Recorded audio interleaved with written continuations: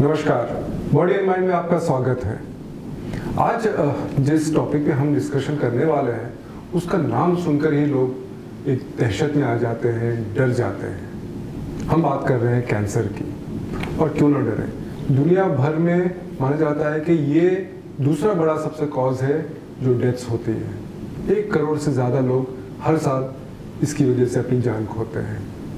पर medical science ने काफ़ी तरक्की कर ली है अर्ली डिटेक्शन जो हम सुनते हैं, अगर वो हो जाए तो इलाज हो जाता है। और एक और बात सामने आ रही है कि 40% ये डेथ्स रोकी जा सकती है अगर लाइफस्टाइल चेंजेस की जाए, उसमें फ़र्क लाया जाए, स्मोकिंग, ड्रिंकिंग, फिजिकल एक्टिविटीज़, इन सब की बात लेकर। तो यही आज हम डिस्कस करेंगे कि क्या है कैंसर, इससे किस तरह से लड़ाई की जा सकती है और जीती जा सकती है।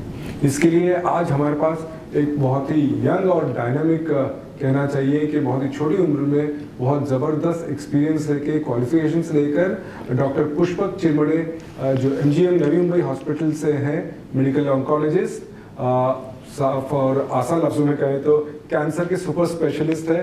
डॉक्टर साहब बहुत बहुत स्वागत बॉडी एंड माइंड में आपका। Thank you. डॉक्टर साहब जो सुपर स्पेशलिस्ट कह रहा हूँ कैंसर के, ये एडल्ट और पीडियाट्रिक ऑन्कोलॉजी के हैं, और एक लंबी फहरिस्त है इनकी जो इन्होंने डॉक्टरेट ऑफ मेडिसिन किया है ऑन्कोलॉजी एंड हेमेटो ऑन्कोलॉजी यानी ब्लड रिलेटेड डिसऑर्डर्स का है।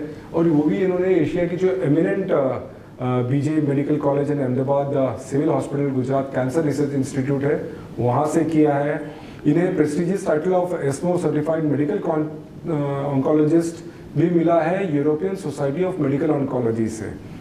फ्यू ऑन्कोलॉजिस्ट हैं जिनमें ये हैं, बहुत गिने चुने ऑन्कोलॉजिस्ट हैं जिनमें advance certification in molecular oncology program मिला है Sydney cable cancer institute USA से। ये सर्टिफाइड एक्सपर्ट है immuno oncology and precision oncology Harvard medical school से, और ऑब्वियसली गोल्ड मेडलिस्ट है MD in internal medicine finals, MBBS इन्होंने LTMMC और LTMGH साइन हॉस्पिटल से किया है। यानी कुल मिलाकर एक्सपर्ट है management of all types of haematology और ऑन्कोलॉजिकल डिसऑर्डर्स से, और स्पेशलिस्ट है chemotherapy, target therapy, hormonal therapy and immunotherapy. यानी हम सब बहुत सेफ हैंड्स में आज हैं। डॉक्टर साहब फिर एक बार आपका बहुत बहुत स्वागत। नमस्ते डॉक्टर साहब, जैसे मैंने कहा कि कैंसर नाम सुनते ही एक डर महसूस होता है कि भाई ये क्या है, तो सबसे बेसिक से शुरुआत करेंगे कि कैंसर क्या है असल में। ओके, सो ये एक बहुत सिंपल क्वेश्चन है बट बहुत इम्पोर्टेंट है, and most of my patients जो है वो ये क्वेश्चन पूछते हैं कि सर ये एग्जैक्टली होता क्या है जी। सो अपने बॉडी में जैसे हम लोग बच्चे होते हैं, बड़े होते हैं, तो एक very controlled growth of cells होती है। सेल्स मतलब जो पेशी होती है वो एक कंट्रोल्ड वे में डिवाइड होती है, मल्टीप्लाई होती है, एंड जैसे उनका एक सही रचनात्मक जो डेवलपमेंट है वो होता रहता है जी। Now if this control is lost, जिसको बोलते हैं अनियंत्रित पेशियों की बढ़त। ओके। तो अगर ये ऐसे हो जाता है, इसके बहुत सारे रीजंस हैं जो हम लोग डिस्कस करेंगे। तो एक जमावठा हो जाता है, गांठ बन जाती है, and this is known as a cancerous और अ ट्यूमरस ग्रोथ जी। तो अगर सिंपल शब्दों में हम लोग बोले तो अनियंत्रित पेशियों का विभाजन होके जो गठान या ट्यूमर बनता है, इसको सिंपल लैंग्वेज में कैंसर बोलते हैं। But cancer is a very broad term, so इसमें बहुत सारे अलग अलग प्रकार के ट्यूमर या कैंसर का हम समावेश करते हैं। और जो simplest way of classification is, तो जिस ऑर्गन से या जिस अवयव से कैंसर या ट्यूमर ग्रोथ हो रहा है उसको उसका नाम दिया गया है। जैसे ब्रेस्ट से आया या स्तन से आया तो स्तनों का कर्करोग, ओके। फेफड़ों से आया तो फेफड़ों का कर्करोग, तो स्टमक से आया तो stomach cancer. So this is the simplest way of classifying tumours. ये जो आप बात कर रहे हैं ट्यूमर की, कि अक्सर लोग यही बात करें भाई ट्यूमर दिखता है और भाई कैंसर हो गया, और क्या हर किस्म का ट्यूमर कैंसर होता है? क्योंकि इसमें बिनाइन, मैलिग्नेंट ये सब भी बात होती है। सो इसीलिए मैंने कहा कि cancer is a very broad term. So the broad definition या फिर एक एनकम्पासिंग डेफिनेशन हम लोग बोले तो अनियंत्रित पेशियों का विभाजन, जी ठीक है। बट लाइक यू सेड कि कुछ होते हैं वो सिंपल टाइप के होते हैं जिनमें स्प्रेड होने की क्षमता नहीं होती, जी और कुछ होते हैं वो एग्रेसिव होते हैं जिसको हम लोग मैलिग्नेंट ट्यूमर्स बोलते जी हैं। So there are two types of tumours, one is benign जी जो स्लो ग्रोइंग है, इंडोलेंट है, बोल सकते हैं कि अच्छे बच्चे हैं, ओके और जो है वो लास्ट बेंच वाले बच्चे हैं जो ओके हमेशा कुछ ट्रबल कर सकते हैं, which are known as malignant tumours. Right तो भी समझो एग्जांपल देना है चाहे हम लोग, तो चर्बी की जो गांठ होती है जिसको बोलते हैं लाइपोमा, ओके तो बहुत सारे ऑलमोस्ट 8-10 में से 8 लोगों में ये लाइपोमा हो सकता है मेल्स। अच्छा अच्छा तो ये लाइपोमा, तो ये हो गया एक बिनाइन ट्यूमर। बट अगर हम लोग ब्रेस्ट कैंसर की बात करें जो लेडीज में या पूरे भारतवर्ष में जो नंबर 1 कैंसर है, Okay. एंड जो अक्टूबर महीना अभी हम लोग का चल रहा है, तो this is breast cancer awareness. Awareness इसका अवेयरनेस करने की जरूरत क्यों है? Because this is a top most cancer which is affecting the entire Indian population. Okay, और ये बहुत तो- बड़ी बात है कि ब्रेस्ट कैंसर इंडिया में महिलाओं में आप नंबर 1। पूरा कैंसर जितना भी है, ओके ठीक है, मेल्स फीमेल्स को इंक्लूड करके अगर नंबर्स आप डिसेंडिंग ऑर्डर में लगाओ जी। कि सबसे ऊपर कौन सा, तो it will be breast cancer, okay then it would be lung cancer. अच्छा। इफ यू से कि महिलाओं में कौन सा सबसे ज्यादा है, तो ब्रेस्ट ऑब्वियसली, हाँ। और पुरुषों में अगर हम लोग देखें तो लंग लंग कैंसर, का है। फेफड़ों का, और फिर oral cavity, because it is हाँ। तंबाकू से रिलेटेड जी, कैंसर है, जी। इसीलिए। तो बेसिकली अवेयरनेस की एक बड़ी बात इसमें आ रही है, क्योंकि ब्रेस्ट कैंसर वगैरह है कि हमारे देश में महिलाएं थोड़ी सी ज़्यादा टेस्टिंग वगैरह इन सब से दूर रहती हैं, प्लस ओवरऑल इलाज से भी दूर रहती हैं। Correct. तो जैसे आपने कहा कि ये अवेयरनेस मंथ है दुनिया में, अवेयरनेस की बहुत ज़रूरत आपको ये लग रही है। यस, सो आपने बहुत सही कहा। इनिशियल जब आपने ये लेक्चर शुरू किया तो तभी आपने कहा अर्ली डिटेक्शन इज द की, जी ठीक है। जी सो ये अर्ली डिटेक्शन क्यों ज़रूरी है? बिकॉज जितना बीमारी को हम लोग अर्ली डिटेक्ट करेंगे तो उतना कम वक्त होगा ट्रीटमेंट का, और उसमें खर्चा भी कम आएगा। बिल्कुल सो अगर मैं 100 पेशेंट्स को अर्ली डिटेक्ट करता हूँ तो they will reach end of treatment and have better outcomes than a tumour which is late detected, Right, ठीक है। So right. Early detection is key, but early detect कब होगा? Now there is a very good proverb in English, your mind और your eyes see only what your mind knows. True समझ गए? तो अगर हमको पता ही नहीं है ये क्या है, जी, तो हम लोग आइडेंटिफाई कैसे करेंगे और अर्ली डिटेक्ट कैसे करेंगे? ये बहुत क्रूशियल हो जाता है, Correct. क्योंकि मुझे समझ में कैसे आए कि भाई मुझे ये पॉसिबली Absolutely. कैंसर है। सो उसी एरिया को कवर करने के लिए हम लोग बोलते हैं कैंसर अवेयरनेस। जी। So you should yourself understand that ये जो कुछ चीज़ या फिर ये जो गांठ है, ये नॉर्मल गांठ ना होके ये कैंसर की गांठ हो सकती है। Right. और जब ये समझ अंदर से आएगी तभी वो जो व्यक्ति है वो डॉक्टर के पास जाएगा दिखाने के लिए। जी और हम लोग जब हमारी प्रैक्टिस करते हैं तो सबसे बड़ा हर्डल हमको यही होता है कि एक तो पेशेंट जब आते हैं तब लेट इसमें आते हैं, तो हमारे ऑप्शंस लिमिटेड हो जाते जी। हैं to treat and cure the patient. जी एंड सेकंड इज कि एक सोशल स्टिग्मा जो हम लोग बोलते हैं जी। कि जो खुल के बात सामने डॉक्टर को बतानी चाहिए वो हिचकिचाते हुए लेडीज बताते हैं, स्पेशली सही ब्रेस्ट बात के है, लिए है बिल्कुल। तो वो एक घबराहट होती है कि अगर ये डिटेक्ट हो गया तो क्या नतीजा होगा, Right. कितना खर्चा Right. होगा। ये एक बहुत इंडियन सोसाइटी में एक ये है। And second is also the lack of family support जी इन टर्म्स जी। की थोड़ा अभी भी ऐसे देखा जाता है रूरल एरियाज में और ladies coming from the rural areas कि उतना मे बी उनके प्रॉब्लम्स को उतना इंपॉर्टेंस नहीं दे रहा है। बट अब now this is changing, the जी। मेल्स और द पुरुष वर्ग जो है वो ज़्यादा अवेयर हो रहे हैं जी। कि नहीं इसको हम लोग को डेफिनेटली चाहिए। इंपॉर्टेंस दे के ये करना जी। है। That is the need of the hour. So I would like urge take this opportunity to tell everybody कि कोई भी आपको प्रॉब्लम है, जैसे कोई लंप है, गांठ है, या फिर कहीं से रक्तस्राव हो रहा है, या आपको खांसी आ रही है, आपको चेस्ट पेन हो रहा है, और ये अगर 4 हफ्तों से ज़्यादा चल रहा है, ठीक है, so the duration of symptoms are more Okay. Then 4 weeks, Okay, ये देन बहुत important बात डेफिनेटली है। Definitely show your doctor. Okay क्योंकि क्या है कि कैंसर जो बीमारी है ऐसी नहीं है कि वो आएगी और चली जाएगी, 3 जी। दिन में आपको ठीक लग जाएगी। बिल्कुल so persistence of symptoms is very important and that is the key. So if you have जैसे चेस्ट पेन हो रहा है बट मुझे 1 महीने से हो रहा है, ओके। ठीक है, तो मुझे डाउट आना चाहिए। इवन जो जनरल प्रैक्टिशनर्स होते हैं, जो डॉक्टर्स हम लोग उनको सिखाने जाते हैं या उनके अवेयरनेस लेक्चर्स लेते हैं, जी। उनको भी हम लोग यही बोलते हैं कि नॉर्मली पुराने ज़माने में कंटिन्यूस खांसी को टीबी माना जाता था, जी। बट अभी because of our efforts, vaccination and everything, TB is going down. जी। But now continuous cough more or less 7 out of 10 times will turn out to be a cancer. Okay. So that is how things are changing. Doctor साहब, जैसे आपने कहा कि बहुत type के cancer हैं, हम मेन तो बात करते हैं 200-250 मेमोरी टाइप के कैंसर्स हैं। Correct. तो ऐसे में आदमी को कैसे समझ में आए? क्योंकि जैसे आप बोल रहे हैं कि खांसी, Correct. कफ, ये पोल्यूटेड एरियाज में रहते हैं तो लोगों को नॉर्मली रहता भी है। Correct. तो फिर मुझे कैसे शक आए कि भाई ये पॉसिबिलिटी है? So yes, वही मैंने बोला कि ड्यूरेशन ऑफ सिम्टम्स। ठीक है, तो क्या होता है कि बहुत सारे वक्त हम लोग इग्नोर करते हैं कि these might be normal symptoms, because these ये बीमारी लेट क्यों डिटेक्ट होती है। तो इसका हम लोग अगर सिंपल थॉट एक्सपेरिमेंट करें, जी। तो अगर मुझे खांसी आ रहा है तो मैं कफ सिरप ले लूंगा। हाँ। ठीक है, ये तो over the counter direct pharmacy में से ही मिल जाता है, डॉक्टर को दिखाते नहीं है। सही बात।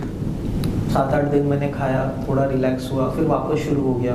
ठीक है, but the key is 4 weeks। Okay.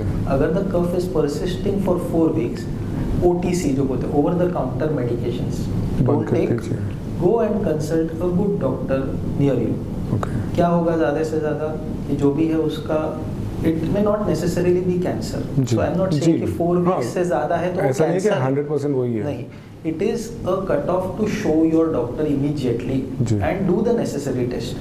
ठीक है, बहुत सारे वक्त हम लोग टेस्ट नहीं करते, एक्सरे करना होता है पर भी टाला जाता है या फिर वक्त नहीं मिलता। But take out that time for yourself, get yourself evaluated, because in the long run that is going to save you. That is the early detection की जो हेल्थ चेकअप बोलते हैं कि ईयरली, जैसे breast cancer का, तो breast cancer में mammography, जैसे स्तनों का एक स्पेशल एक्सरे होता है, तो उसको एज पर गाइडलाइंस 50 years के बाद हर स्त्री ने मैमोग्राफी का टेस्ट साल में एक बार करना है। ओके। ठीक है, so this has to be done, but I would be very open to say, but close relatives of us also don't follow this, which is sad. So what we need to percolate in the minds of people is that this test is not, बहुत बार ऐसा होता है कि test जब करते हैं और वो नॉर्मल आती है तो ऐसा एक ओपिनियन आ जाता है, अरे डॉक्टर ने टेस्ट फिजूल में बता दिया तो नॉर्मल ही आता है। तो वो उसका इंटेंशन वो नहीं है, उसका इंटेंशन है कि अगर मैं 100 लोगों में टेस्ट करवाऊँ तो जो 1 या 2 है जिनमें ये प्रोसेस शुरू हुई है उसको मैं स्टेज 1 या अर्ली स्टेज में पकड़ लूँगा, और उसको फिर क्या है कि आपको सिर्फ उसको ऑपरेट करके निकाल लेना है। What ever the necessary treatment is, it will be a short term treatment, it will be less costly and the outcomes will also be better. इसमें मुझे बताइए कि जैसा कि आपने कहा कि अगर मुझे लग रहा है सिम्टम्स हैं, चलिए मैं डॉक्टर के पास जाऊँ, अभी एक मैमोग्राफी का तो आपने बता दिया कि एक टेस्ट है, बट ओवरऑल ये जो कैंसर है, कहाँ है, क्या है, किस टाइप का कैंसर है, इसके लिए कोई टेस्ट है और किस तरह, क्योंकि बायोप्सी वगैरह भी हम सुनते हैं अक्सर। करेक्ट। सो देखिए, there are 2 types of test, so I will classify them as, one are screening test, जो जिनमें कैंसर का कोई भी डायग्नोसिस नहीं है। आप और मेरे जैसे जो इंडिविजुअल्स है एकदम हेल्दी है, कोई तकलीफ नहीं है, असिम्प्टोमेटिक है, जिनको कोई तकलीफ ही नहीं है, उनमें मैं टेस्ट करूँ to know something that is not picked up by us also in terms of symptoms। ठीक है, सो इसको बोलते हैं स्क्रीनिंग टेस्ट। अभी मैं एग्जांपल दूं तो मैमोग्राफी जैसे हमने बोला is a screening test. Okay. Second, जो अगर हम लोग 90s का एरा देखें ना, 95 से 2005 तक, तो ब्रेस्ट कैंसर से ऊपर भी एक कैंसर था इंडिया में in females. The top most cancer was cervical cancer, so गर्भाशय के मुख का जो कर्करोग बोलते हैं वो, and that was because of many reasons, unsafe sexual practices, viral infections and everything। so उस कैंसर को स्क्रीन करने के लिए एक सिंपल टेस्ट होती है, पैप स्मीयर बोल के, ठीक है, जो नॉर्मली हेल्थ चेकअप्स में होती है, ठीक है, और ये 3 साल में एक बार ही करवानी है। अच्छा। वो कब से स्टार्ट करना है, तो गाइडलाइंस के हिसाब से 25 या whenever you become sexually active, वहाँ से आपको करना है, बट नॉर्मली 30 के ऊपर करेंगे तो भी चलता है। ठीक है, so you do it once in 3 years and उसमें हमको अर्ली डिटेक्शन मिल जाता है। Okay so we can pick up the cells which are becoming unregulated in stage 0। Okay तो उसमें Okay. आपको सिंपल एक कोनाइजेशन या छोटा मोटा प्रोसीजर करके you can get rid of it and you are like you prevent it from developing. जी ठीक है। दूसरा अभी अगर हम लोग देखें तो प्रोस्टेट कैंसर है, तो उसमें PSA लेवल करवाना, Okay. वो एक प्रकार का स्क्रीनिंग हुआ। उसका फायदा कितना होता है, there is a debate that is going on, जी। But it is one of the important for males जिनमें कैंसर की हिस्ट्री है फैमिली में, जी। जैसे कोलोन कैंसर या अतोलो का कैंसर है, तो उनमें कोलोनोस्कोपी का testing, that is a screening test. ठीक है। Okay. उनमें कोई कैंसर के सिम्टम्स नहीं है, but they are But doing ये किया इट जाता है। टू सी वेदर जी। Because they have a higher predisposition Okay. कि हम लोग इसमें बचे कैसे या इसको कैसे जल्दी पकड़ लें। ठीक है। सो ये हो गए टेस्ट जिसको हम लोग बोलेंगे Screening स्क्रीनिंग के test. Right now then there is a set of test which are known as diagnostic tests. Okay ठीक है। मतलब मुझे लंप पाल्पेट हो रहा है, now I need to know what it is. ठीक है। Okay. बिकॉज हमने देखा कि एक होता है बिनाइन, एक और होता है malignant, मैलिग्नेंट। तो अभी 9 out of 10 girls would have something known as fibroadenoma, which is a Okay. breast lump, but Okay. it is of a benign type. Okay ठीक है। जी तो यूजुअली जैसे जैसे उनके पीरियड शुरू होते हैं वो डेवलप होना शुरू होता है at age of 20-22 they will have some lump Okay. There हाँ, व्हिच इज हाँ. Easily movable. Okay. ठीक है। So this is a benign lump, okay but if there are some high risk features the doctor says कि नहीं इसमें हमारा doubt लग रहा है हमको कुछ, तो उसमें हमको बायोप्सी करनी है। So Okay. Biopsy becomes a diagnostic test. अभी as a cancer specialist what I would suggest that there are only 2 types of tests that are important। Okay. जब हम सोच रहे हैं कि कैंसर का ये बीमारी है, तो उसमें सबसे ज़रूरी टेस्ट क्या है कि मतलब या गांठ है, हम लोग सस्पेक्ट कर रहे हैं cancer, that important thing is the type, benign, malignant, या फिर उसमें भी सब टाइप्स होते हैं अभी। जी and we have reached to the molecular level also. So जो Okay. मॉलिक्यूलर ऑन्कोलॉजी बोलते हैं, अच्छा तो उसमें हम लोग DNA लेवल पे देखते हैं कि क्या खराबी है और उसके ऊपर Okay. क्लासिफिकेशन होता है ओके ट्यूमर्स का। ओके तो वो हो गया टाइप ऑफ कैंसर। एंड दूसरा होता है एक्सटेंट ऑफ कैंसर। एक्सटेंट मतलब कितना कौन से स्टेज पे कोई स्टेज पे पहुंच गया, तो कहाँ पे स्प्रेड है, कहाँ पे नियर बाय ऑर्गन्स को स्टिक हुआ है क्या। तो जैसे अगर हम लोग देखें तो traditionally we always know 4 stage होते हैं बाबा, 1 2 3 4, and that is still true, but it has changed now. So because advances in medicines and treatment, तो हम लोग normally practical purposes के लिए बोलते हैं early stage, locally advanced stage, okay or advanced stage. अच्छा. So it's very easy and simple for So, the people also to grasp. So early stage is where you can operate, you can remove the tumor, and then whatever is the checking result, you जी. can give subsequent treatment. Locally advanced मतलब तुरंत हम लोग उसको नहीं कर सकते, उसको श्रिंक करना पड़ेगा पहले। अच्छा तो उसको कोई दवाई देके हम हाँ लोग ये अक्सर श्रिंक, सुनने में आता है कि पहले दवा के देके दवा वो देके करेंगे। उसको थोड़ा छोटा करो, अच्छा। ताकि आगे जाके हम लोग एक इजी ऑपरेशन कर पाए, या Okay. फिर उस गार्ड को इन टोटो रिमूव कर पाए। Okay. और if we are lucky enough it may dissolve completely by the medicine itself. जी and then there is the advance stage, जो 4th स्टेज बोला जाता था जी। ट्रेडिशनली, जी। Where the disease has originated at one organ, एक अवयव से ये शुरुआत हुई और फिर वो दूसरे ऑर्गन्स तक Spread हो गई है। स्प्रेड हो चुकी है। तो जो पहले 3 स्टेज होते हैं 1 2 3, there you can achieve a cure. अच्छा मतलब उसको मोर और लेस हम फिर भी 100% एक क्योर करने की कोशिश करते हैं। ओके जब स्टेज 4 है जहाँ पे वो एडवांस हो गया है, then the motive is control.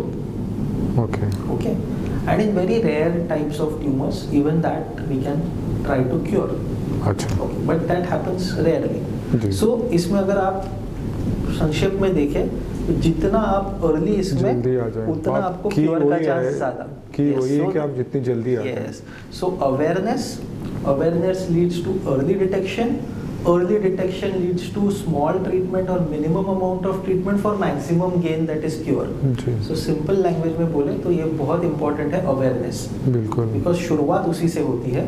And उसीलिए हम लोग बहुत बार हर एक मंथ को, जैसे आज ये अक्टूबर है ब्रेस्ट कैंसर अवेयरनेस, जी। नवंबर आएगा लंग कैंसर अवेयरनेस। ओके तो why do we try to kind of propagate this, is कि पेशेंट्स या एक सामाजिक जनता जो है, ठीक है, उसमें उनको एक बेसिक आइडिया आ जाए सही बीमारी क्या है। वो बहुत ज़रूरी, जैसे कि आप कर रहे हैं कि 4 वीक्स जैसा आपने बताया है, तो आप जाके करा लीजिए, Correct. नहीं होगा कुछ, लेकिन You are safe, you are at के least reassured. हो जाए। आपका एक बात डॉक्टर आपने कही कि फैमिली हिस्ट्री वगैरह का, Correct. तो क्या ये हेरिडिटरी होता है?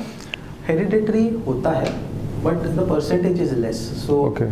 ओवरऑल अगर मैं देखूं, या फिर हम लोग एग्जांपल ब्रेस्ट का ही ले लेते हैं, जी, तो जैसे अगर 100 ब्रेस्ट कैंसर के पेशेंट्स मैंने देखे, तो उसमें से 4 to 5% could be hereditary. Okay, okay, I am not saying will be hereditary, they could be hereditary. Okay. उसमें हम लोग काफ़ी हिस्ट्री लेते हैं जी। कि आपका फैमिली का में कैसा प्रोपोगेशन था, मतलब अगर फीमेल है तो उसके मासी, अच्छा, दादी, नानी, फिर उसके बहन, ऐसे किस्में था। हाँ, okay. तो एक टर्म आता है जिसको बोलते हैं हम लोग सिग्निफिकेंट फैमिली हिस्ट्री। मतलब फैमिली हिस्ट्री तो हो सकती है, जी, बट सिग्निफिकेंट कौन सी है, significant, ठीक है। तो उसमें होता है कि 2 फर्स्ट डिग्री और सेकंड डिग्री रिलेटिव्स को अगर सेम टाइप का ट्यूमर है, या उस Okay. सेम ग्रुप का ट्यूमर है, जैसे ब्रेस्ट के साथ ओवरी का ग्रुप माना अच्छा, जाता है, अच्छा, तो उसमें हम लोग फिर जेनेटिक टेस्टिंग के लिए रेकमेंड करते हैं। Okay. या फिर अगर स्पेशल टाइप के ब्रेस्ट कैंसर है, जैसे हमने बोला ना कि टाइप इज इम्पोर्टेंट, सो जी। टाइप में ब्रेस्ट कैंसर में अभी triple negative type of breast cancer है, ओके, ठीक है। तो ये एक रिसेप्टर सब टाइप बोल सकते हैं, तो उसमें अगर है तो yes, you will have to do some genetic testing. तो यानी हम खुद भी सोच सकते हैं कि अगर हमारी फैमिली में इस तरह के केसेस हैं, Yes. तो इट्स ऑलवेज बेटर कि भाई हम अपना करा लें। नहीं, बट दिस कैसा होता है ना कि genetic testing is a Pandora's box. जी, कोई भी जी। किसी का भी जीन परफेक्ट नहीं है, नहीं है, सही तो है। ये जो टेस्टिंग होती है ना, ये सिर्फ पेशेंट्स में की जाती है फर्स्ट। ओके, उसमें अगर पेशेंट मतलब जिसको तकलीफ या डायग्नोसिस हो रही हुआ है। है, ओके, नॉर्मल आदमी ने नहीं करवाना है इसको, ओके, ठीक है। बहुत मतलब then it causes a lot of anxiety and जी। You don't know how to interpret so much of information. बिल्कुल, सो जिनको बीमारी हुई है उनमें पहले टेस्ट की जाएगी, ओके, उसके बाद अगर वो पॉजिटिव आती है तो वो पर्टिकुलर टेस्ट जो पॉजिटिव आई है वही हम लोग रिलेटिव्स में करवाएंगे, अच्छा, ठीक है। तो बहुत कंट्रोल्ड वे में इसको अप्रोच करना है, राइट। बिकॉज नहीं, ये सही है। मैं ये बोल रहा हूँ कि ओवरऑल जो है कि अगर फैमिली में है और आपको उस टाइप के सिम्टम्स दिख रहे हैं, तो आप यू चले शुड बी जाइए। More aware. तो अवेयर होना उसका जरूरी यू है। Should have a low threshold to do the test. मतलब डॉक्टर साहब, एक और, क्योंकि हम इंडियन कंडीशंस की बात कर रहे हैं, ऑफ कोर्स मेडिकल साइंस पे हमारे को पूरा ट्रस्ट है, सब है, और आप बता रहे हैं कि अर्ली डिटेक्शन भी इम्पोर्टेंट है। एक जो और बहुत है कि हमारे यहाँ पे मेडिकल साइंस के तो इलाज है ही, लेकिन इसके अलावा हमारे पास बहुत इलाज है। करेक्ट। एंड ऑल्टरनेटिव मेडिसिन बोले, आयुर्वेद बोले, होम्योपैथ बोले, या पता नहीं बाबा लोग बोले, बहुत कुछ है। करेक्ट। एंड हम हमारी यूट्यूब एंड व्हाट्सएप यूनिवर्सिटी से भी हमको बहुत इंफॉर्मेशन मिलती है। एंड हमने खुद देखा है कि हज़ारों लोग जाते हैं, करते हैं। क्या कुछ फ़ायदे हैं उसमें? आयुर्वेदिक है, ये है, या उससे और नुकसान हो जाता है? Okay, so see, Indians are ruled by beliefs, जी, ठीक है। हमको जी। जिस पे बिलीफ है वी विल डू दैट, जी। ठीक है। And this is something is ingrained, मतलब हमारे पीढ़ियों से चलता आ रहा है, so we can not disturb that. मैं सिर्फ इतना ही कहना चाहूँगा कि देखिए कैसा होता है, कोई भी ट्रीटमेंट जब हम लोग एक पेशेंट के लिए, अगर मैं चूज कर रहा हूँ as a cancer specialist, I am telling my patient to go और undergo this treatment, this decision is not taken by me, this is taken by a set of guidelines or rules. जी, Okay, now those rules are meticulously studied throughout the world and have known to give benefit to this kind of a patient. That is why मैं ये जो मेरी पढ़ाई की है मैंने, जी। उसको संक्षेप में ट्रांसलेट करके बीमारी को अंडरस्टैंड करके ये सुझाव मेरे पेशेंट को दे रहा हूँ, जी, ठीक है। तो अगर कोई ट्रीटमेंट है which is backed by solid evidence, जी, जिसमें जैसे अगर हम लोग ब्रेस्ट कैंसर की कीमोथेरेपी कंसिडर करें, जी, तो उस जो ट्रायल्स है जो सपोर्ट कर रहे हैं उस पे सबके पेशेंट्स को मैं मिलाऊं, तो this treatment that we are offering our patients, वो लगभग पहले 10 से 15 लाख लोगों में सक्सेसफुली डिलीवर की गई है और उसके रिजल्ट सक्सेसफुल आए हुए हैं। जी, इसीलिए मैं ये रेकमेंड कर रहा हूँ, ठीक है। This is known as guideline based और जी। Evidence based medicine. जी, if there is a treatment made by alternative medicine which is backed by evidence, which is backed by a robust evidence, then there is no harm in doing it. पर वहाँ से भी सुनने में मिलता है कि भाई ये सब जड़ी बूटी दिए थे और ये ठीक हो गए नहीं, so it और should बहुत be- टेस्टिमोनियल्स भी आते हैं। करेक्ट। सो सी कैसा होता है ना, that is where we go wrong. Testimonials या individual accounts are not evidence. जी it does not, it is the lowest level of evidence, I will say. बिल्कुल। जो हाईएस्ट लेवल ऑफ एविडेंस क्या होता है, इट्स हमारे भाषा में थोड़ा साइंटिफिक होगा, ये is known as a phase 3 randomised control trial. Okay. उसका मतलब क्या है कि अगर कोई एक ट्रीटमेंट मोडालिटी मैंने चेक करनी है, अगर हम लोग फॉर एग्जांपल अभी बुखार में, मैं एग्जांपल एकदम जी, सिंपल जी, ले रहा हूँ जी। कि कहीं समझ में आए, बुखार उतारने की एक दवा है, हम लोग को पता है कौन सी, पैरासीटामोल, जी। जो काम करती है। जी अभी मुझे एक कोई बेहतर दवाई निकालनी है, तो मैं क्या करूँगा कि जो 100 पेशेंट्स को बुखार आ रहा है, तो 50 में मैं पैरासीटामोल यूज़ जी। करूँगा और 50 में मेरी नई दवाई यूज़ करूँगा। जी जी फिर दोनों का हेड ऑन कंपैरिजन होगा, ग्रुप्स होंगे, साइड इफेक्ट्स क्या हो रहे हैं ये देखे जाएंगे, किसके कम है किसके ज़्यादा है। Right. ये ना कि इसी बुखार के एपिसोड में ये होगा, अगर उनको फ्यूचर में भी बुखार आता है तो वही दवाई यूज़ होगी। सही है। ठीक है। और जब ये पूरा हम लोग स्टडी करेंगे और सभी एरियाज में मेरा नया दवाई जो है वो सक्सेसफुली या पैरासीटामोल से बेटर रिजल्ट दे रहा है, तभी मैं इसको गाइडलाइन में इंक्लूड करूँगा। समझ जी, गए? बिल्कुल। सो that is the best level of evidence which is standard of care के साथ आपने आपका नया या फिर जो भी है, and this is if it is better, it is जी। Better. Okay, and this is like, उसमें एक स्टैटिस्टिकल पावरिंग बोलते हैं कि जितने नंबर्स आपने लिए हैं क्या उस कंडीशन को स्टडी करने के लिए एडिक्वेट है। राइट। सो कुछ ट्रायल्स में हमने देखा गया है कि 50,000 पेशेंट भी इनएडिक्वेट थे। अच्छा। So they had to power it for almost more than 1.5 lakh patients or something Okay, like that. okay. So that is a very tricky, or I will say very important way to base our decisions, and it's not just testimonials. ठीक है? जी बिल्कुल। So we can. ये और properly documented ये चीजें हैं। Yes. So एकदम। see, if there is a way which is properly kind of evidence based, scientifically proven, then there is no harm in doing it. But anything else is like experimenting with yourself without going into a proper direction, which kind of, उसमें क्या होता है ना, आप जो एक window period होती है जिसमें आपको सही ट्रीटमेंट मिलनी चाहिए थी पर वो नहीं मिली, आप उसी में जाया कर वो दिया आप आपने। वो वेस्ट हो जाती है। फिर you are the only person who is stranded is the patient. बिल्कुल। ठीक है। Patient is stranded, one by time, second is by financial resources. जी बिल्कुल। किसी के पास इनफाइनाइट फाइनेंशियल रिसोर्सेस नहीं है। बिल्कुल। किसी कोई भी, अगर हम लोग अभी बहुत सारे टीवी पर्सनालिटीज है, बॉलीवुड एक्टर्स एक्ट्रेसेस है, who have been kind of affected by this disease and we जी, नो देम। right. ठीक है। They have been able to overcome it, सही है। But that has always been at a cost, बिल्कुल। And that cost is time and money. बिल्कुल। And we are the normal people, common people. We don't have those kind of resources उतना that afford these ही नहीं people कर have. सकते हैं, बिल्कुल। So, and even they did not kind of go to all these, but they trusted the traditional science, बिल्कुल, right? जो बिल्कुल। अपना मतलब ऑन्कोलॉजी, मेडिकल ऑन्कोलॉजी जो हम लोग बोलते हैं, वो मेडिकल ऑन्कोलॉजी जी।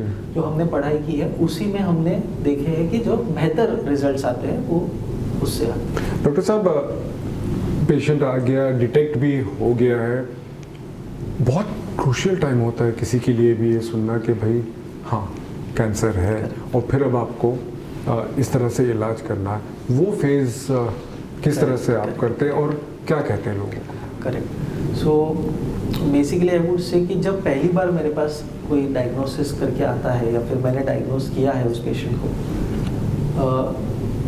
सही ट्रीटमेंट की तरफ जाना या उनको गाइड करना, वो सबसे क्रूशियल पीरियड है। ठीक है। Because we are ruled by our preconceived notions. मतलब हमारे माइंड में एक अगर सेट चीज़ है तो उसको मूव करना या उससे कुछ अलग बताना बहुत मुश्किल होता है। जी। तो जैसे पुराने ज़माने में कीमोथेरेपी जो होती है, जो it's one of the I will say the strongest pillar of cancer treatment till date. So उससे बहुत डर होता था, और वो है, जी, मतलब आई जी। Will not deny the fact अब भी वो that बात होती it है। it is with some amount of side effects, जी बट बहुत सारे पेशेंट्स उस साइड इफेक्ट्स से डर के जी जी ट्रीटमेंट की तरफ आगे नहीं बढ़ पाते, सही और फिर उनका जो डर होता है ना वो सच, मतलब द ट्रुथ, मतलब वो सच हो जाता है। सही। मतलब क्या होता है, सो मैं हमेशा मेरे पेशेंट को बोलता हूँ कि see, treatment related side effects जो होंगे, अगर हुए भी, now we have very good supportive medicine to prevent all side effects. अभी मैं अगर 10 पेशेंट को कीमो दूं तो एक पेशेंट में ही साइड इफेक्ट ज्यादा होंगे, 9 अच्छा। Will be very comfortable. Okay okay, but treatment related side effects उस एक में भी अगर होंगे ना, तो they will be short lived. Okay वो ज़्यादा से ज़्यादा 5 दिन, 7 दिन या 10 दिन चलेंगे, ओके बट जब बीमारी तकलीफ देगी, that will be permanently with you. बिल्कुल फिर आप चाहते हुए भी आप बोले सर ये 1 करोड़ ले लो, मेरे को वापस उस स्टेज में लेके जाओ, नहीं possible। It's not possible, you have lost the opportunity. ये बहुत इंपॉर्टेंट बात आप कह रहे हैं और लोगों के लिए बहुत समझने की ज़रूरत है, क्योंकि कीमो के जैसे आपने बात किया, अभी इतना एडवांस हो गया कि आप कह रहे हैं कि साइड इफ़ेक्ट्स कम भी हो गए और ना के बराबर भी हो जाते हैं, और कुछ ही 1-2 को ज़्यादा होते हैं। क्योंकि कुछ साल पहले मुझे याद है कि मेरे एक बहुत क्लोज फ्रेंड थे, कीमो से परेशान हो गए थे और उनका क्या कहना था कि अब मैं नहीं जाऊँगा कीमो के लिए। करेक्ट, अनफॉर्चुनेटली उसके थोड़े टाइम के बाद ही उनकी डेथ भी हो गई, बट वो एक खौफ रहता है करेक्ट, कि आपने मुझे ये तो बोल दिया है, तो लोगों का अक्सर ये भी रहता है कि भाई मरना ही है तो मुझे, तो मैं तड़प तड़प के क्यों मरूं। सही।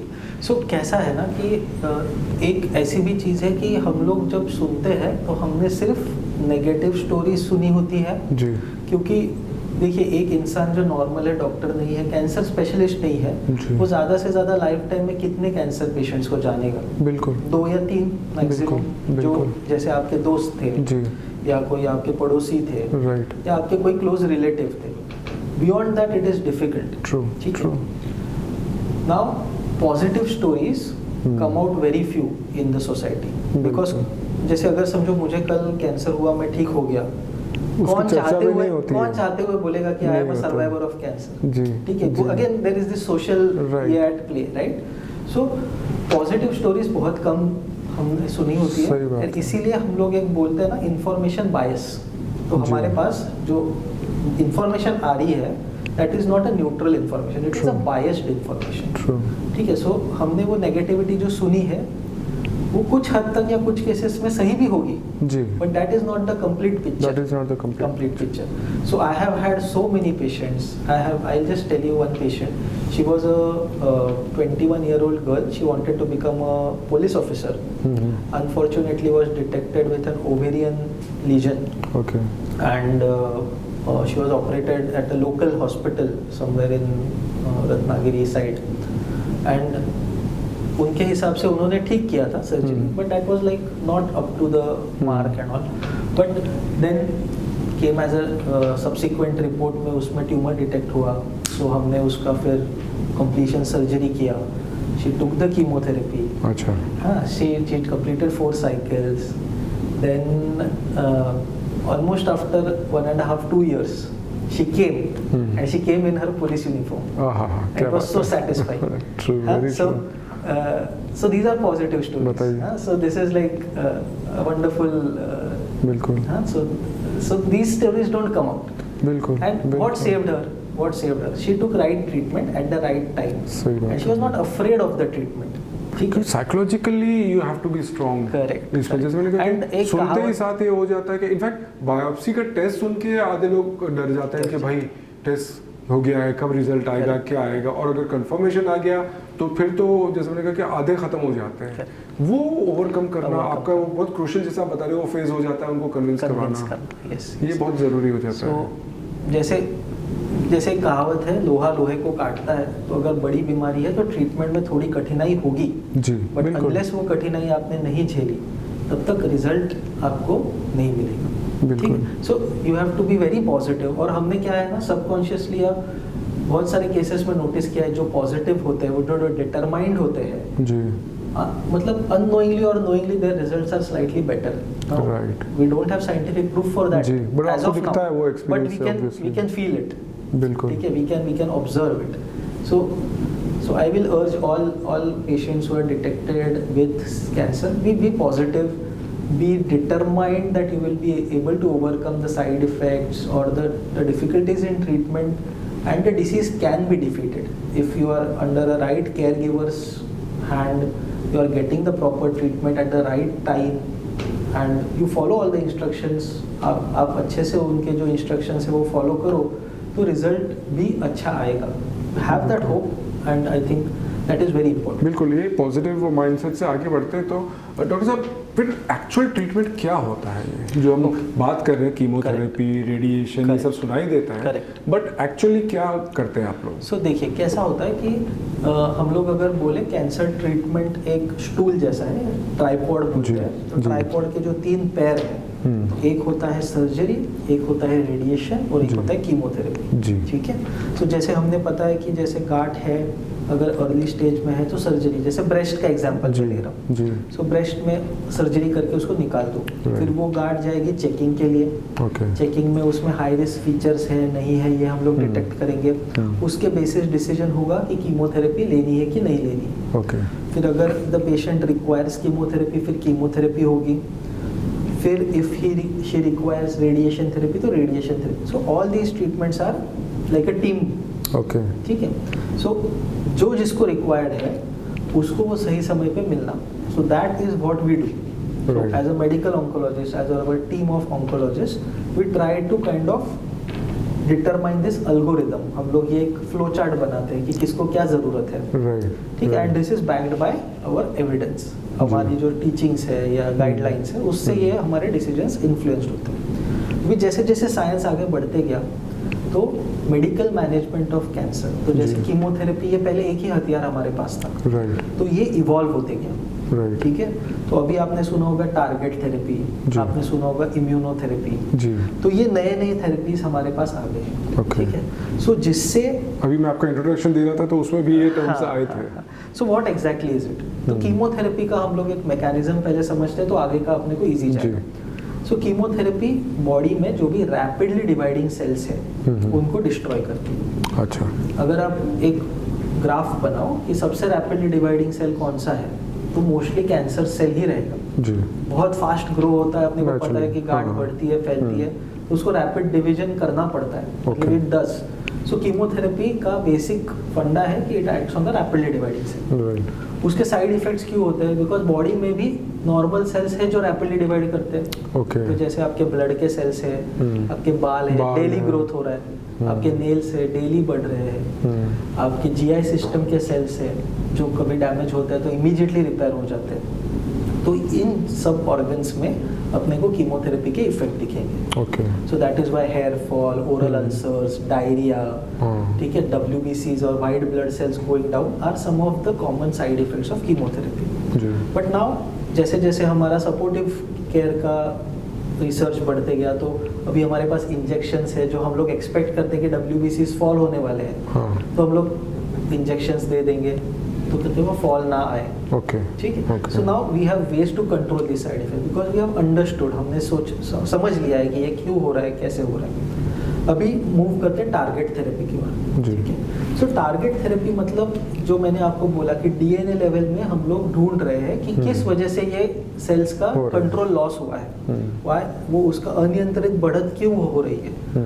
तो उस पर्टिकुलर डिफेक्ट पे अगर मैं कोई एक दवाई दे दूं और वो डिफेक्ट एक तो करेक्ट हो गया या फिर उसके वजह से जो सेल्स का ग्रोथ है वो स्टॉप हो गया, तो this is known as targeted therapy. तो अभी ये डिफेक्ट किस में है? नॉर्मल सेल्स में नहीं है, सिर्फ कैंसर सेल्स में. तो मैंने क्या किया, मैंने सर्जिकल स्ट्राइक किया उसके ऊपर. So this is targeted therapy. So where we identify certain mutations, इसमें डीएनए में बदलाव जो आए हैं उनको आइडेंटिफाई करते हैं. जैसे अगर एग्जांपल दूं तो लंग कैंसर, तो लंग कैंसर में एक म्यूटेशन या डीएनए में बदलाव होता है जिसको बोलते हैं EGFR म्यूटेशन. तो अगर स्टेज 4 में भी ट्यूमर है तो पेशेंट को कीमो की जरूरत नहीं है, उसी एक गोली की जरूरत है, targeted therapy, only 1 tablet per day. अच्छा, and that entire thing can be controlled to many years. So that is known as targeted therapy. अभी इम्यूनोथेरेपी, ये भी इम्यूनोथेरेपी में बहुत मन में शंका होती है, सर ये क्या होती है? बिकॉज इम्यूनोथेरेपी ये बहुत सारे अलग अलग थेरेपीज को डिस्क्राइब करने के लिए यूज़ किया जाता है and many patients might be misguided by it. जी। सो इम्यूनोथेरेपी ये इम्यूनिटी से रिलेटेड नहीं है, मतलब इम्यूनिटी बढ़ाते हैं वगैरह ऐसा नहीं हाँ, है। तो नाम से की ऐसा वजह लगने से लगता है। हाँ। तो इम्यूनोथेरेपी का मतलब है ये एक पर्टिकुलर मेडिसिन्स है जो अपनी बॉडी के इम्यून सिस्टम को कैंसर को फाइट करने के लिए गाइड करते हैं। अच्छा। तो ये समझना थोड़ा ट्रिकी हो सकता है but I try to simplify it. जैसे हमारे बॉडी में कैंसर नहीं है, ओके, बराबर, बट क्या वो कैंसर बनने की प्रोसेस शुरू है? तो हाँ, शुरू है, ठीक है, बट अभी मेरे बॉडी में कैपेसिटी है कि मैं उसको रिपेयर करूँ। ओके। और ये हमेशा हमारे इसमें होते रहते हैं। सो दिस इज अ बैलेंस। जब ये इम्बैलेंस हो जाता है तब क्या होता है कि गांठ बन जाती है एंड बॉडी आइडेंटिफाई नहीं कर पाती कि ये एबनॉर्मल सेल को डिस्ट्रॉय करना है।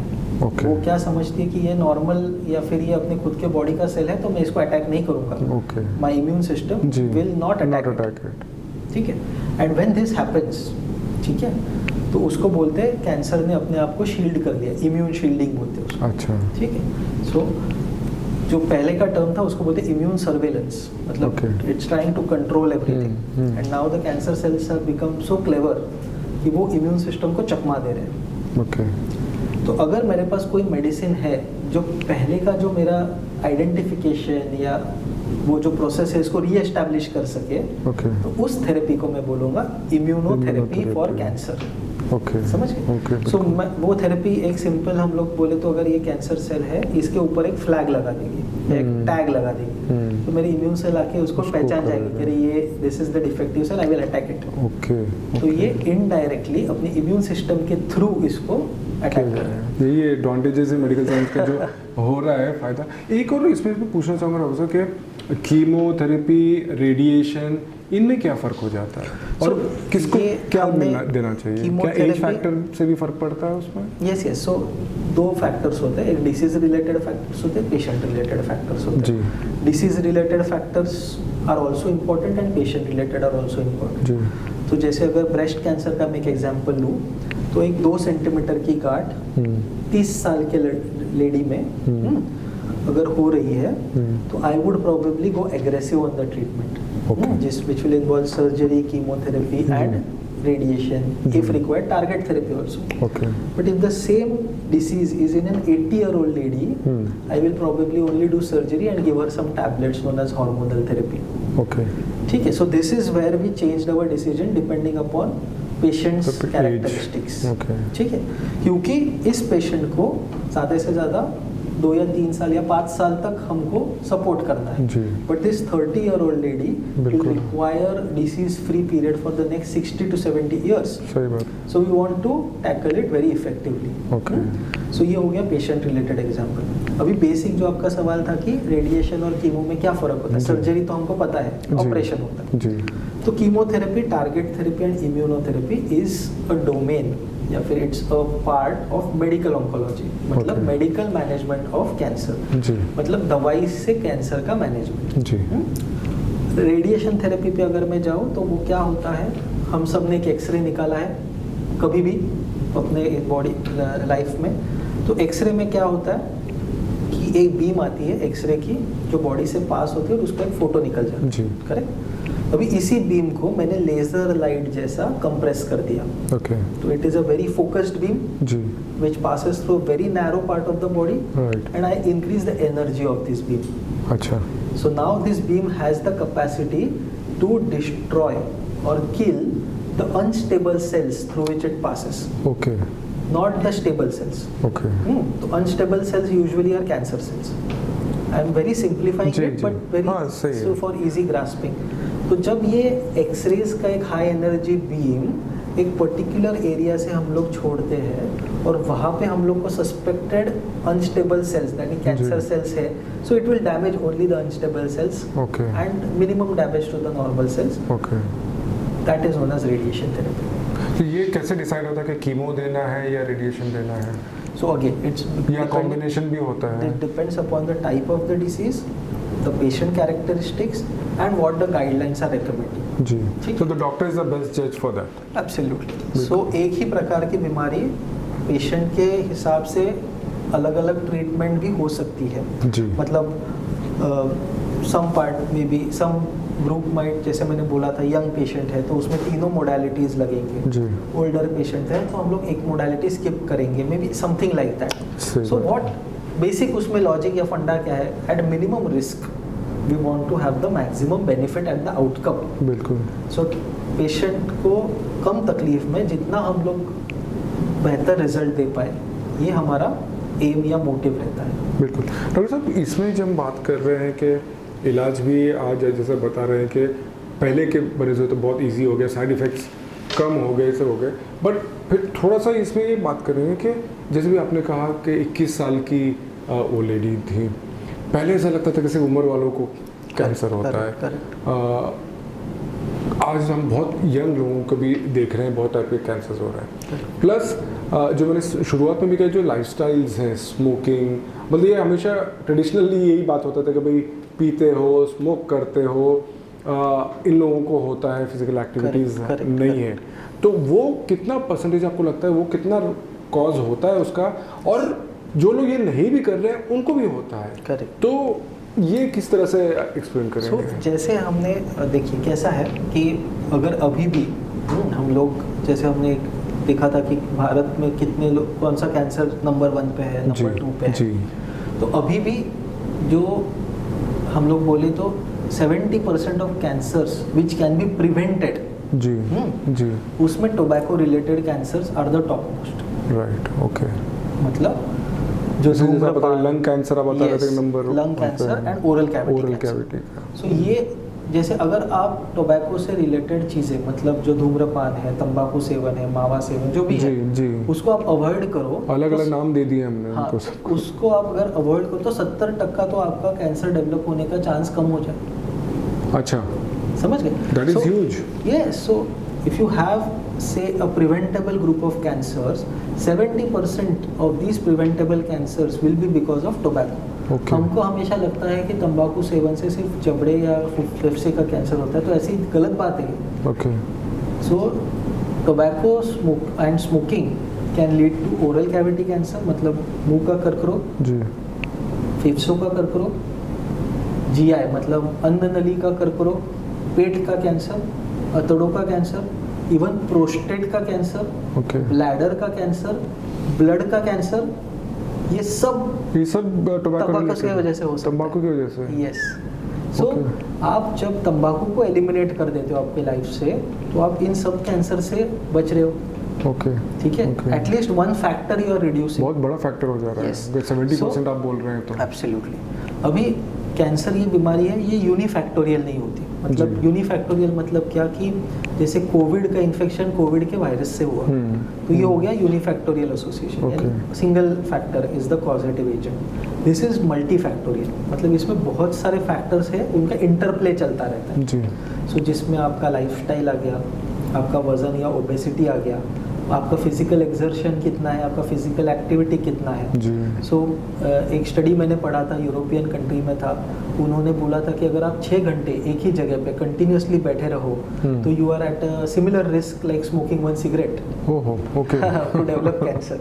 ठीक है, सो सिडेंटरी लाइफस्टाइल बोलते हैं हम लोग। So physical exertion is important, आप एक्सरसाइज करते रहो। ठीक है, आपका डाइट कैसा है, अगर आप प्रोसेस्ड फूड ज़्यादा खा रहे हैं, तो जैसे जो प्रोसेस्ड मीट होता है ना, so that has been labelled by WHO as a grade 3 और ग्रेड 4 कैर्सिनोजन। अच्छा, जो पैटीज वैटीज प्रोसेस्ड मीट आता है, तो बड़े शौक से खाते हैं में आता है जी। नॉर्मल वाला नहीं, हाँ, जो प्रोसेस करके आया है, तो that is actually classified as carcinogen. Okay, अगर आप रिफाइंड शुगर्स ज़्यादा ले रहे हो, okay, excess, so calorie excess can lead to obesity, and obesity is one of the main causes of cancer. और हम लोग बोलते हैं कि क्यों बढ़ रहा है जी, तो इंडिया में ओबेसिटी का एपिडेमिक तो है ही, बिल्कुल है, तो इसीलिए कैंसर का प्रमाण भी बढ़ रहा है। सिर्फ कैंसर का जो कॉजेशन होता है वो स्लो होता है।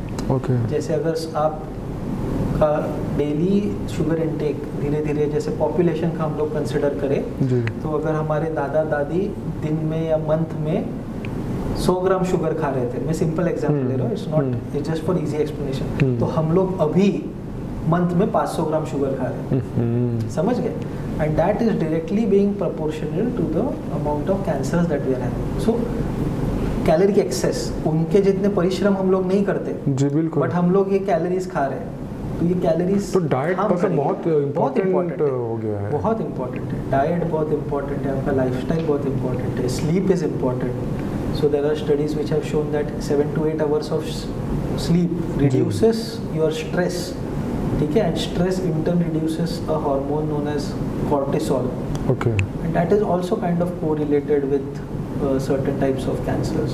So all these lifestyle changes, अभी बाकी फिर प्लास्टिक यूज हो गया, पोल्यूशन हो गया, ये तो अलग एक कैटेगरी है ऑफ कार्सिनोजेंस। सो हम लोग बोलते हैं कि अभी ये बढ़ रहा है बीमारी, and it is going to increase because it is multifactorial, ठीक है। तो अभी आप जैसे कह रहे हैं डाइट इतना क्रूशियल है, मतलब टोबैको को तो आपने क्लियर कर दिया कि जो अक्सर लोग बोलते हैं कि भाई हम सिर्फ लेने वालों को नहीं बाकी लोगों को भी होता है, तो भाई 70% तो आपका हो रहा है which is really dangerous.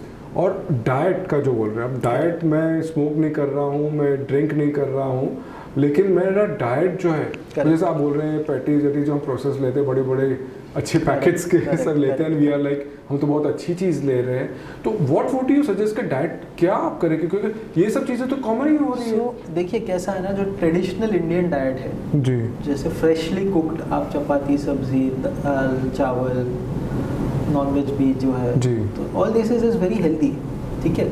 The important thing to remember is कि बैलेंस्ड होना चाहिए जी, ठीक है, नथिंग इन एक्सेस, हाँ, मॉडरेशन में आपने मॉडरेशन में खाना है। सो मैं बहुत सारे मेरे पेशेंट्स को ये भी बोलता हूँ कि एक जो पेट भर के खाने की जो आदत होती है ना, so try to avoid that. आपको अगर कोई बैठ बोले कि भाई आधे घंटे के बाद कंपलसरी आपको ये कुछ खत्म करना है, तो आप में उतनी जगह होनी चाहिए।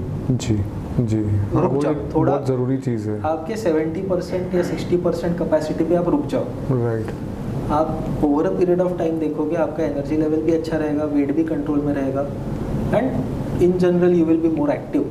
बिल्कुल बिल्कुल, तो ये चीज़ों को तो आपको ध्यान रखना ही है। डॉक्टर साहब ओवरऑल जो आप सिनारियो देख रहे हैं इंडिया में, उसके हिसाब से आप क्या एडवाइस देना चाहेंगे लोगों को? ओके, सो बेसिकली कैसा है कि दिस डिसीज़ अभी WHO का प्रेडिक्शन ऐसा है कि डायबिटीज़, बीपी और हार्ट की तकलीफ ये अभी तक के नंबर 1 कॉजेज थे जी। 2030 तक इनको तीनों को ओवरटेक करके कैंसर जाएगा, ऐसी बात है। तो हमको कैंसर के बारे में जितनी इंफॉर्मेशन हम लोग बटोर सकते हैं, जितना अवेयरनेस हम लोग हासिल कर सकते हैं, वो हमको करना है। बट मैं ये भी कहूँगा कि ये हमको सही सोर्सेस या सही पोर्टल्स ऑफ इंफॉर्मेशन से लेना है।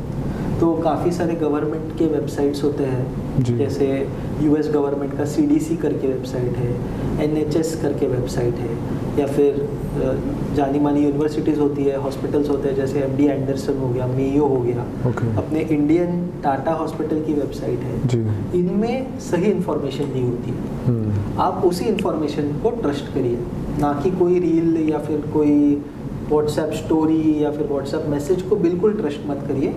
Miss information is not awareness, awareness is the right information. भले आपको कम पता हो पर सही पता होना चाहिए, ठीक है। सो एक है खुद को अवेयर करो, second early detection is the की।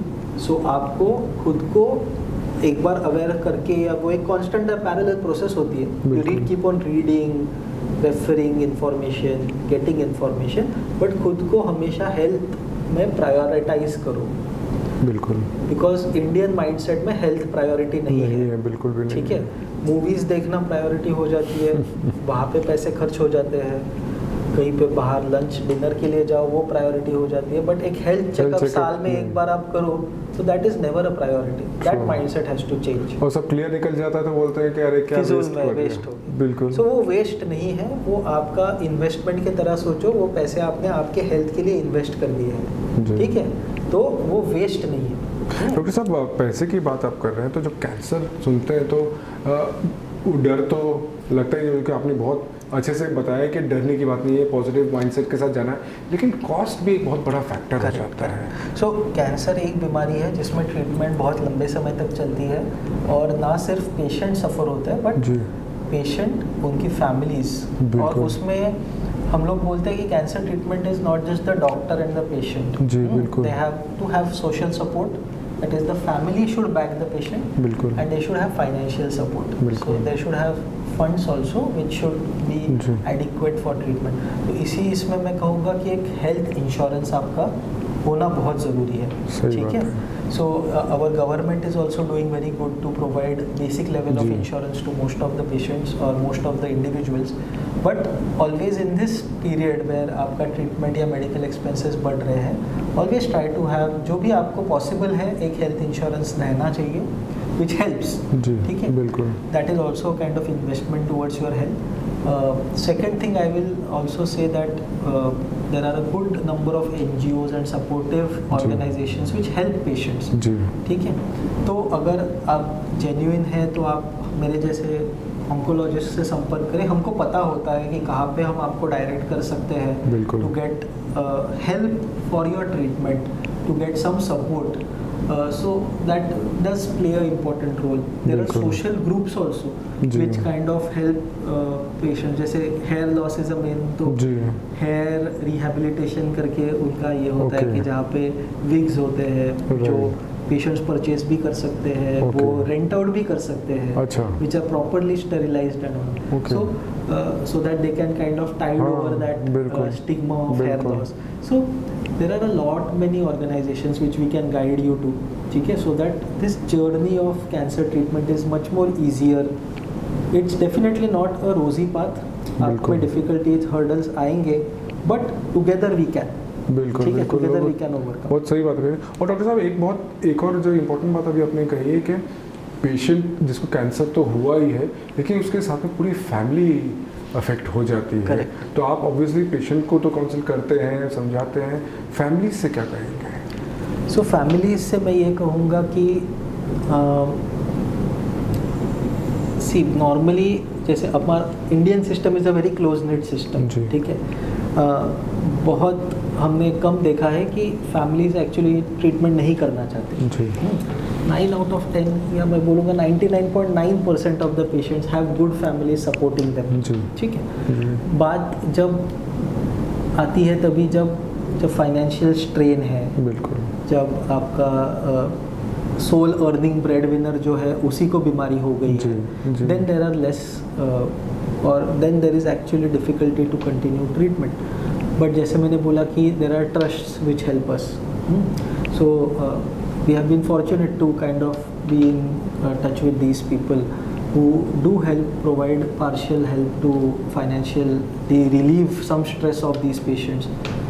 So we can help them in some ways or the other. We can. जी, बिल्कुल। So but as per Indian value system, the families do support. This is ji. something that I have seen, Right। and they support till the very end, and that is something I really appreciate because of our value system.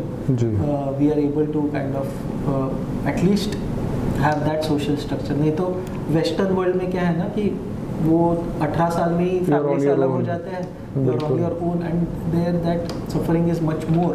बिल्कुल. और ऐसे में family support बहुत crucial हो Correct, जाता है. correct. And वो बिल्कुल। होना ही चाहिए, and because केयर गिवर हम लोग हैं but care taker family member है. बिल्कुल, ऐसा है. बिल्कुल. एंड फाइनली पेशेंट्स के लिए डॉक्टर साहब आप क्या कहना चाहेंगे? क्योंकि जैसे आपने कहा कि हेयर फॉल हो जाते हैं, अक्सर मालूम पड़ता है कीमो के बाद दुबले हो गए हैं, बहुत अलग दिख रहे हैं, तो कुछ लोग एकदम कहते हैं ना कि एकदम छुप जाते हैं, सामने नहीं आना चाहते हैं, लोगों से नहीं मिलते हैं, तो एक शेल में चले जाते हैं. तो फाइनल आप क्योंकि आप पॉजिटिव बातें पूरी करते हैं, तो finally on a positive note आप Yes, so- हमारे पेशेंट्स जो है उनको क्या कहेंगे? I would say एक ही line, cancer is just a word, it's not a sentence with a full stop. Beautiful. Correct. So cancer is just a word, ठीक है, उसमें आपको ज़्यादा ड्वेल नहीं करना है, आपको पूरा सेंटेंस कंप्लीट करना है, ठीक है. So it's just a phase of life, जी। You will overcome that phase. बिल्कुल. And I will say if you are guided properly and if it is detected early enough, जी, we can ensure that 8 out of 10 patients can be cured. बिल्कुल. ठीक है. There would be 2 patients always who might have difficulty, जी। where we focus more on control and maintenance of quality of life. But there are many stories which are untold. बिल्कुल. So you always try to motivate yourself as patients and try to be that positive story which can help others get a positive inspiration. बिल्कुल I will end on that note. बिल्कुल। Doctor Pushpak चिरमडे MGM hospital से, मुझे आज तक मैंने तो किसी को कैंसर को इस तरह से एक्सप्लेन करते हुए नहीं देखा। डॉक्टर साहब बहुत बहुत शुक्रिया आपका, इतने डिटेल में और बहुत आसान सरल लैंग्वेज में सबको समझाने के लिए और एक बहुत पॉजिटिव मैसेज देने के लिए। बहुत क्रूशियल बात डॉक्टर साहब ने कही है।